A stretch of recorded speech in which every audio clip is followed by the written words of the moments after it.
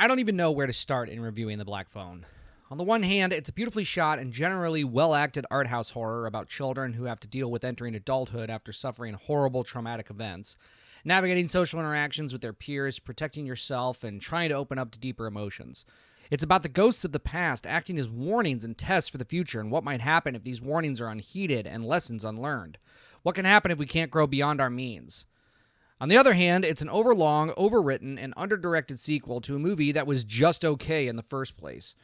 The internal logic of the film breaks down in the third act and has some of the most cringeworthy dialogue shoved into it for no other reason I can think of other than the writer or director thinking, gee, this'll be funny, won't it?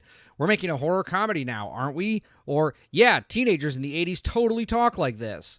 I like your plan, except it sucks. Which is my biggest problem with this film.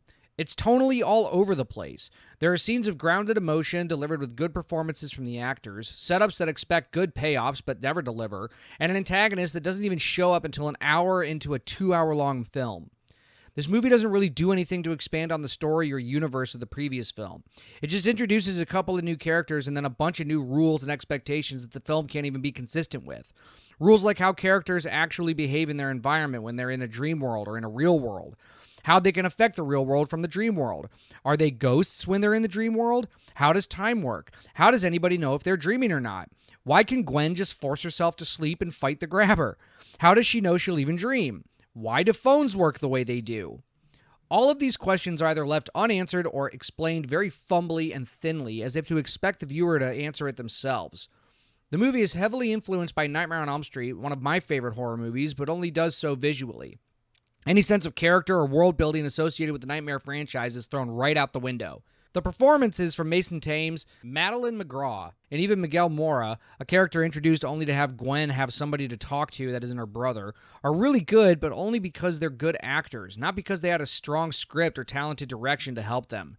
Ethan Hawke is great as the grabber, but we don't really get to see him until well into an hour into the film, and most of his screen time in the third act is taken up by the most ridiculous and unintentionally hilarious fight scenes that, when you think it's over, you just think, well, that was a waste of time.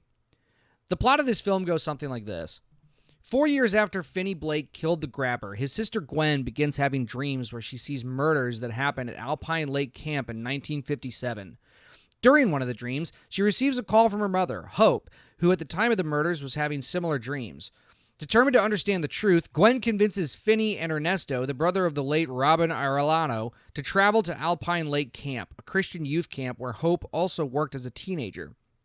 When they arrive, a heavy blizzard traps them with only a few others. The camp supervisor, Armando, his niece Mustang, who is also a pointless character, and Kenneth and Barbara, completely useless camp employees who are there for the sake of dunking on Christians. The three kids begin investigating what Gwen's dream might mean. Finney receives a call on the camp's dead payphone, this time from the grabber. Speaking from death, the grabber vows revenge, blaming Finney for forcing him to kill his own brother and for ending his life. Moments later, Gwen is violently attacked in her dream by the grabber, but Finney, Ernesto, and Mustang manage to save her. The group gather in the camp's chapel where Armando and the others realize they must find the bodies of the grabber's victims from Alpine Lake Camp to loosen his power over the dream realm. Why? I don't know. I don't know. The group deduces that the bodies are beneath Lake Maru. Why? I don't know. They decide this based solely on Gwen's dreams and her saying, just trust me, bro. It's the same issue that I had with the first film. Clairvoyance and psychic mediums are cringe.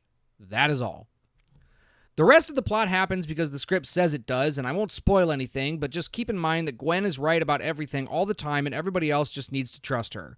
There's a scene that lasts what I feel like 10 minutes of Gwen, Finn, and their dad trauma dumping on each other, and Gwen telling Finn that he's the bravest person she knows after just shit-talking him and yelling at him about what she's been through.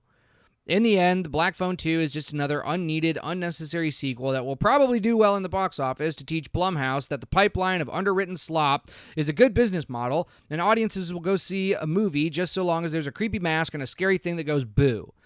I guess when The Black Phone 3 comes out, I'll be reviewing it as well. Anyway, thanks for sticking around this long. If you like the video, please consider subscribing to the channel and liking the video. If you want to comment your thoughts, I'd love to hear them. If you didn't like the video, I appreciate you sticking around until the end, and I'll see you on the next one.